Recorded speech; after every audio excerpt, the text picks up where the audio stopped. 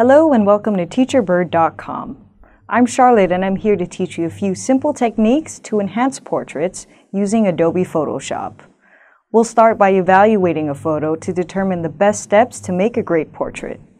We'll work with color levels, evening out skin tone, and I'll even teach you a simple smile brightening technique.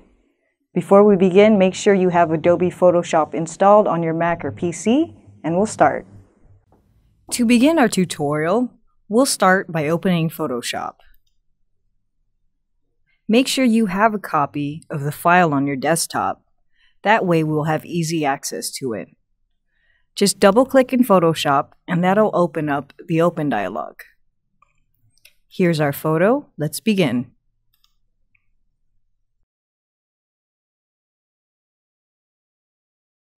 Now that we have the photo open, let's start by analyzing it.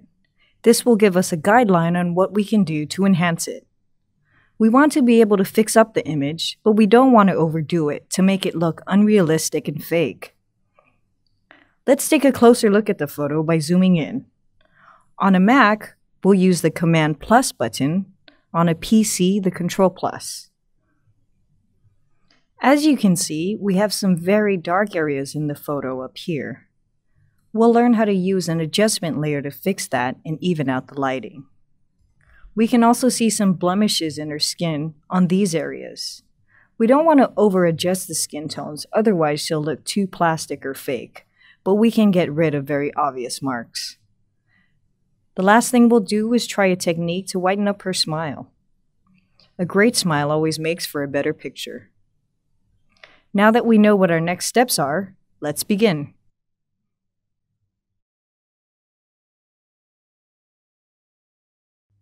The next thing we're going to do is make the general adjustments on the photos. We want to be able to improve the colors in the image and enhance light and shadows.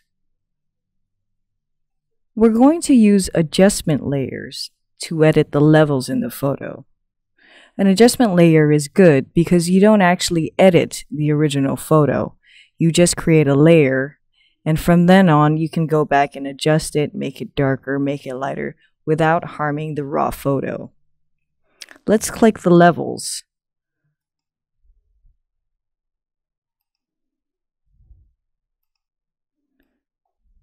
Now that we've clicked the levels, we can see the waves in the photo. It peaks a little bit at this end of the spectrum because the shadows are too dark. What we can do is grab the mid-range of the photo and see what looks best.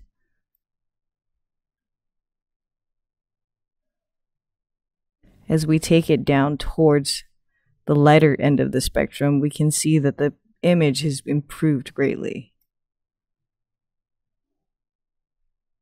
We don't want to adjust it too much.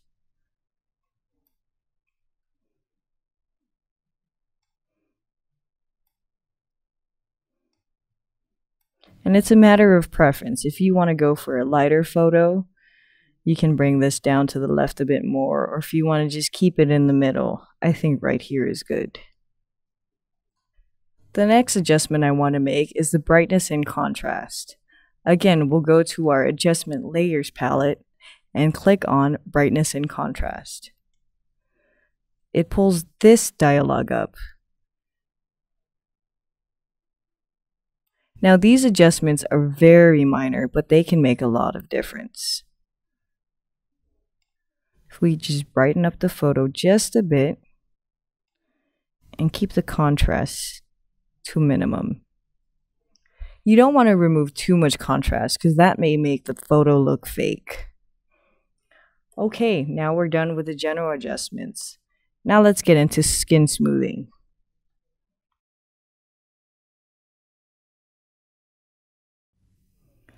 The next thing we're going to do is skin smoothing. Cleaning the skin is usually done with a combination of the clone tool and the healing brush, which is here on the left palette. The main difference between the two is that the healing brush preserves the texture of the skin better. The clone tool keeps the texture exactly only when used with a hard-edged brush. This is not something you want to do when retouching the skin. You want to keep the edges soft. The healing brush doesn't always work, but the best thing to do is use a combination of the healing brush and the clone tool. When retouching the skin, you want to keep as much of the texture as possible. We'll zoom in and you can see that there are slight pores and color variations in the skin, and we want to keep that as natural looking as possible. If you use anything like the blur tool too much, it'll give us a plastic, artificial look, which is something we don't want. Also, shadows under the eyes, you don't want to overdo it too much because then people can start to tell that you've edited your photos. It's best to keep your retouching in a separate layer. That way you can adjust opacity and find the most natural look. Let's create a new layer for our skin tone adjustments. Click on the Layers palette, and then you'll pull up the dialog that says New Layer. You can also use the shortcut, which is Command-Shift-N on a Mac or Control-Shift-N. We have our new layer, and let's put it on top of the background.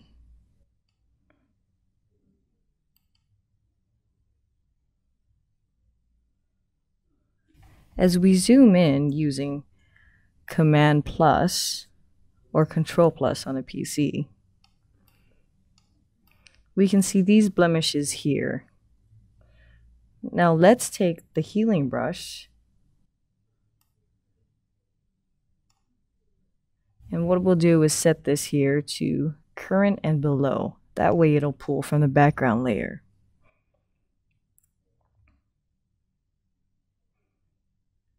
Now that we have our size set, and I think this should do it here, we can just click on the little blemishes we have here.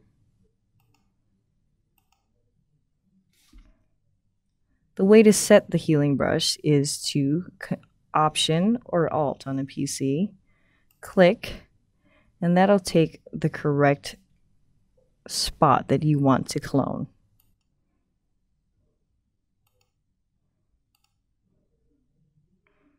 Now let's go over on this side.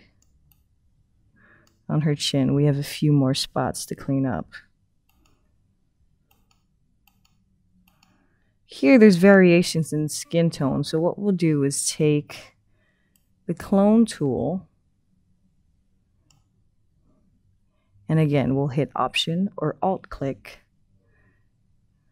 to see what part of the skin we want to clone on top of the blemish.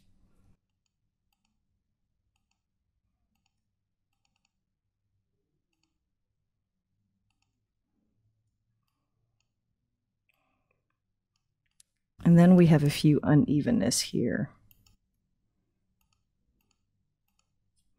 Okay. As we zoom out, we can see more even skin tone, less blemishes on her face. Now let's see what we can do about teeth whitening in this photo.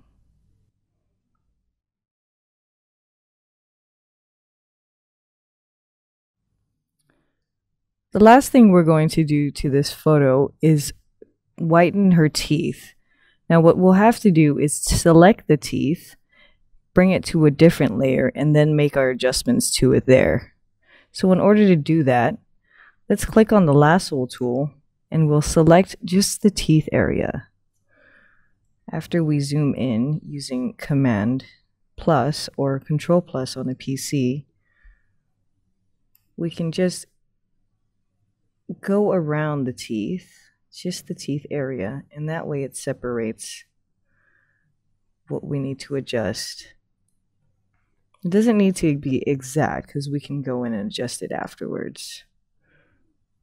After it's selected with the lasso tool, we want to hit Command J or Control J on a PC, and that'll bring this to a new layer. So what we have here is just the teeth on its own layer.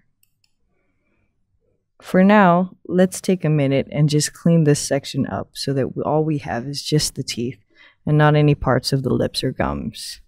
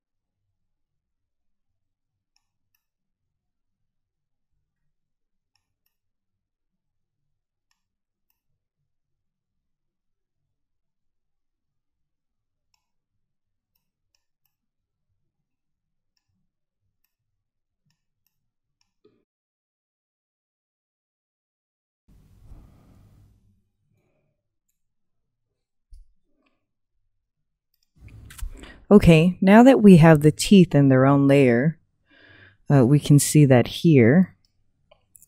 We can click. You won't be able to see the difference, but you know if you hit Command or Control and click the layer, you'll see the highlight just on the teeth. Now let's deselect that. With the teeth layer selected, what we want to do is adjust the curves. If you go to Image, Adjustment, and go to Curves, it'll bring up this dialog. The shortcut is also Command M on a Mac or Control M on a PC.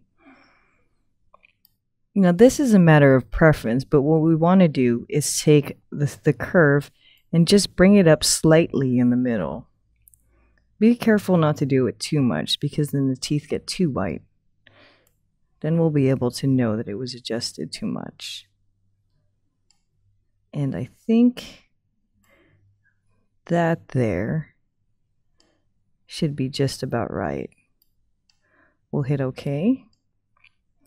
We can do one more adjustment level just because it's a little bit too bright, but we don't want to change the colors. So we'll go back again to Image, Adjustments, and this time we'll edit the levels.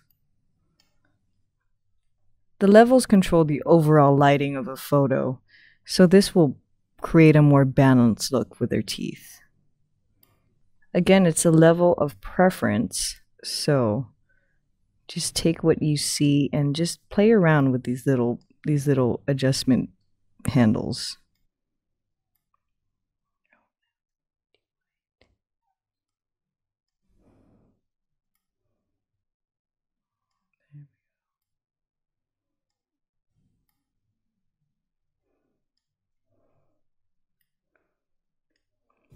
Okay, there we have it.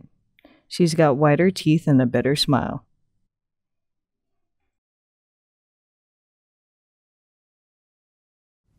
Okay, now that we've made all the adjustments to our photo, let's take a look at a before and after.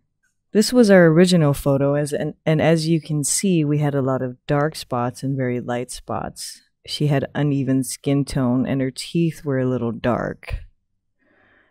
After our adjustments, we can see here in the after photo, the color is a lot better for her skin tone. We removed a lot of her blemishes and her teeth are very nice.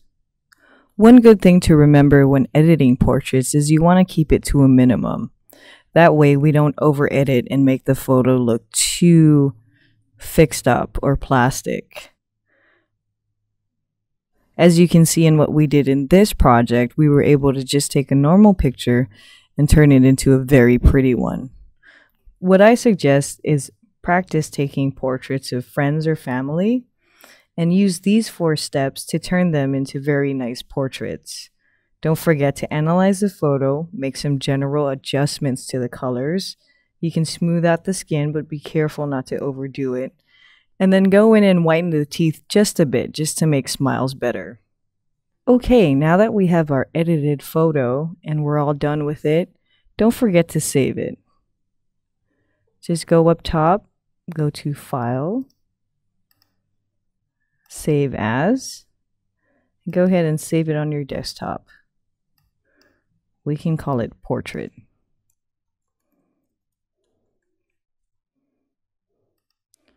And now we're done.